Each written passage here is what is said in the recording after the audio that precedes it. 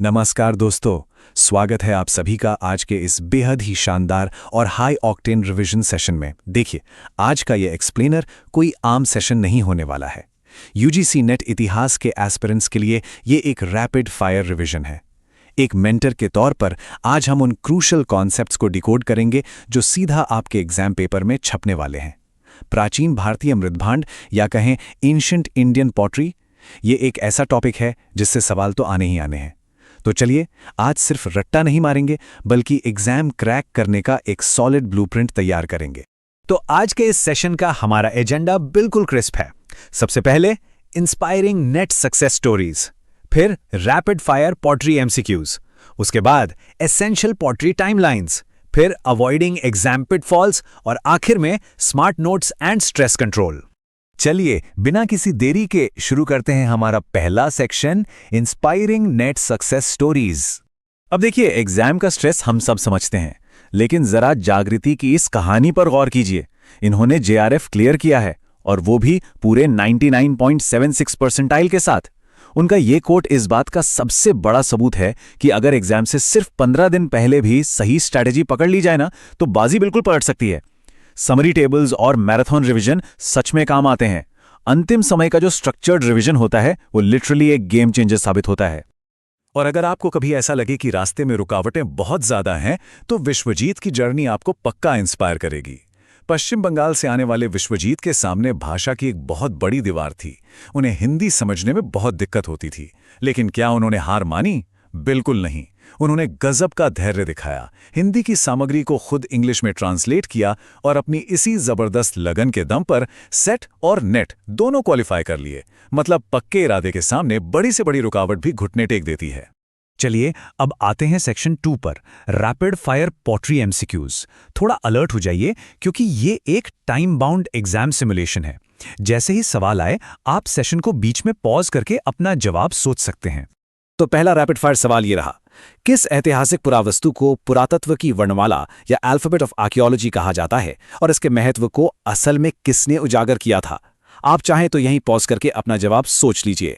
अगर आपका जवाब मृदभांड या पॉटरी था तो बहुत बढ़िया, आप बिल्कुल सही ट्रैक पर हैं। पुरातत्व की वर्णमाला मृदभांडों को ही कहा जाता है और ये टर्म फ्लिंडर्स पीटरी ने हाईलाइट किया था। और ऐसा क्यों? क्योंकि ये मिट्टी के बर्तन प्राचीन समाजों के रहन सहन, व्यापार और समय काल के बारे में इतना क्रूशल और सटीक डेटा देते हैं जो किसी और चीज से नहीं मिलता। मोमेंटम को हाई रखते हैं। अगला सवाल सुनिए, किस प्राचीन ग्रंथ में काले और लाल मृदभांड यानी ब्लैक एंड रेड वेयर को कृष्ण लोहित कहा गया है? एक बार फिर से पॉज कीजिए और अपने दिमाग पर जोर डालिए। इसका एकदम सही जवाब है अथर्ववेद। और हाँ, यहाँ एक बहुत ही शानदार बोनस फैक्ट भी छुपा हुआ है। अथर्ववेद का जो भूमि सूक्त है ना, उसे पर्यावरण जागरूकता यानी एनवायरमेंटल अवेयरनेस पर दुनिया का पहला लिखित दस्तावेज माना जाता है। और सच बताऊं, ये वो हाई यील्ड फैक्ट्स हैं जो पेपर सेट करने वालों को बहुत पसंद आते हैं। इन्हें अपने नोट्स में जरूर हाईलाइट कर लीजिएगा। चलिए, अब आते हैं एक्सेप्शन या अपवाद वाले सवालों पर। उस इकलौते चित्रित धूसर मृदभांड यानी पीजीडब्ल्यू स्थल का नाम बताइए जहां से लोहे के उपकरण प्राप्त नहीं हुए हैं। सही जवाब है हस्तिनापुर। देखिए, चित्रित धूसर मृदभांड का सीधा सीधा संबंध उत्तर वैदिक काल और लोहे के ज्ञान से होता है। लेकिन हस्तिनापुर इकलौता ऐसा अपवाद है जहां से पीजीडब्ल्यू तो मिले हैं पर लोहे का कोई साक्ष्य नहीं मिला। ये पॉइंट एग्जाम के लिए लिटरली सोने पे सुहागा है, इसे बिल्कुल याद रखिएगा। आगे बढ़ते हैं हमारे सेक्शन 3 की तरफ, एसेंशियल पॉटरी टाइमलाइंस।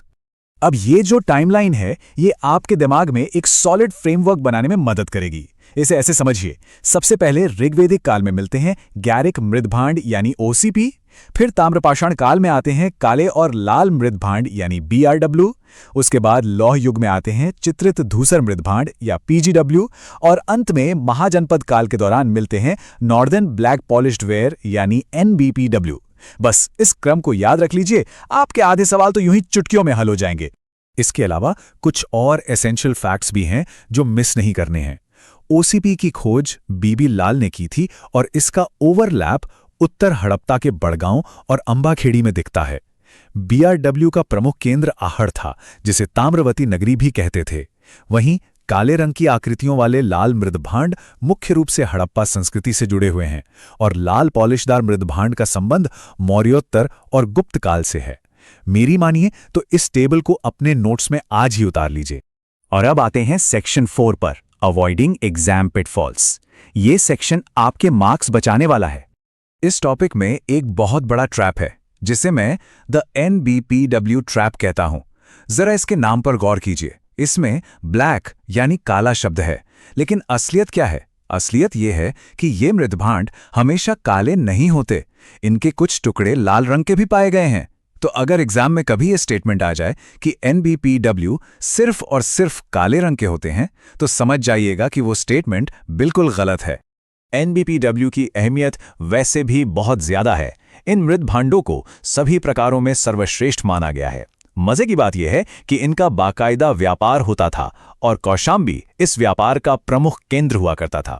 इसके अलावा इनका एक बहुत गहरा संबंध 6ठी शताब्दी ईसा पूर्व के आहत सिक्कों यानी पंच मार्क्ड कॉइन्स से भी है। तो ये सारे डॉट्स कनेक्ट करके पढ़िएगा। और अब हम पहुंच गए हैं अपने फाइनल सेक्शन पर, section 5, smart notes and stress control. देखिए, नोट मेकिंग का एक अल्टीमेट मंत्र होता है, take your time then save your time. इसका मतलब है कि जब आप पहली बार पढ़ाई कर रहे हो तो पूरा समय लीजिए और डिटेल्ड स्ट्रक्चर्ड नोट्स बनाइए। और फिर एग्जाम से ठीक पहले वही नोट्स आपका समय बचाएंगे और हाई स्पीड रैपिड रिवीजन में जबरदस्त मदद करेंगे। शुरू की यही मेहनत अंत में रंग लाती है। लेकिन क्या हो अगर रिजल्ट आपके पक्ष में ना आए? फेलियर से कैसे निपटें? ये कोट किसी का वास्तविक अनुभव है। शुरुआत की असफलताओं पर एक दिन के लिए दुख होता था, निराशा होती थी, जो कि बिल्कुल नॉर्मल है। लेकिन अगले ही दिन सुबह 5 बजे वापस सेंट्रल लाइब्रेरी में पढ़ाई शुरू हो जाती थी, क्योंकि अंत में सिर्फ एक ही चीज काम आती है, और वो है निरंतरता, आपकी कंसिस्टेंसी। सपोर्ट और परसिस्टेंस की ताकत सच में कमाल की होती है। विश्वजीत ने भाषा की बड़ी समस्या को हरा दिया। एक ऐसा बिलो एवरेज स्टूडेंट जिसे हमेशा संघर्ष करना पड़ा, वो सिर्फ अपने परिवार के अटूट सपोर्ट की वजह से आज राजस्थान में एक सरकारी लेक्चरर है। याद रखिए, एक सच्चा पार्टनर या साथी वो होता है जो मुश्किल वक्त में आपका मनोबल 4 गुना बढ़ा दे। सफर कैसा भी हो, लगातार चलते रहना ही कामयाबी की इकलौती चाबी है। तो दोस्तों, आज हमने फैक्ट्स भी देखे, रणनीतियां भी समझी और सफलता की कहानियों से प्रेरणा भी ली। इस एक्सप्लेनर को खत्म करते हुए मेरे पास आपके लिए सिर्फ एक सवाल है। इन स्ट्रैटेजीज और इस लगन के साथ अगले रिजल्ट के दिन यहां किसकी सक्सेस स्टोरी दिखाई जाएगी? मुझे पूरी उम्मीद है कि वो नाम इस सेशन को देख रहे एस्पिरेंट्स में से ही किसी का होगा। अपने रिवीजन में जी जान से जुटे रहिए और